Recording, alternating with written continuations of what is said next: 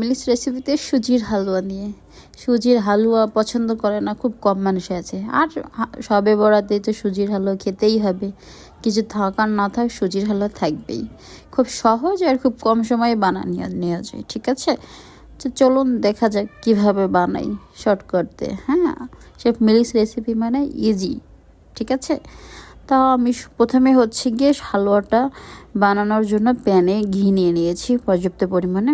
আপনারা চাইলে তেল নিতে পারেন, সমস্যা নাই। ঘি নেওয়ার পরে তেজপাতা, দারচিনি, এলাচ দিয়ে আমি সুজিটা দিয়ে দিচ্ছি। 200 গ্রাম সুজি নিয়েছি, নিয়ে আমি হচ্ছে কি একটু ভেজে নিব সুন্দর করে। সুজিটা যখন ভাজা হয়ে যাবে তখন আমি লিকুইড দুধ অ্যাড করেছি। আপনারা চাইলে পাউডার মিল্ক অ্যাড করতে পারেন। হ্যাঁ, আমার কাছে লিকুইড দুধ ছিল, আগে থেকে জাল করে আমি লিকুইড দুধটা নিয়ে নিয়েছি।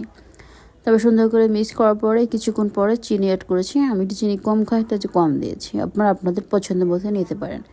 চিনিটা অ্যাড করার পরে একটু শুকিয়ে আসার পরে আবার আমি একটু দুধ অ্যাড করেছি। তারপর একটু গোটা গোটা হয়ে গেছে, আমি সুন্দর করে ফিনিশিং করে নিয়েছি। নরম হয়ে যাওয়ার পরে শুকিয়ে গেছে, তখন আমি নামিয়ে নিয়েছি। নামিয়ে নিয়ে যাওয়ার পরে আমি সুন্দর করে হাত দিয়ে একটু ভালো করে সমান করে নিয়েছি। তারপরে হচ্ছে কুটি কাটার দিয়ে কেটে নিয়েছি ফিনিশিং করে সুন্দর করে। আপনারা আপনাদের মতো বরফি স্টাইলে যে যেমন ইচ্ছা সেভাবে নিতে পারেন, ঠিক আছে।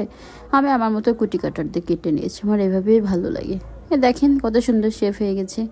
আশা করি সবার ভালো লাগবে। খুব ইজিলি, কম খরচে, সহজে আর মজাদার হালুয়া বানানো যায়। সো আজকে এই পর্যন্ত। ভালো থাকবেন সবাই। আসসালামু আলাইকুম, টাটা।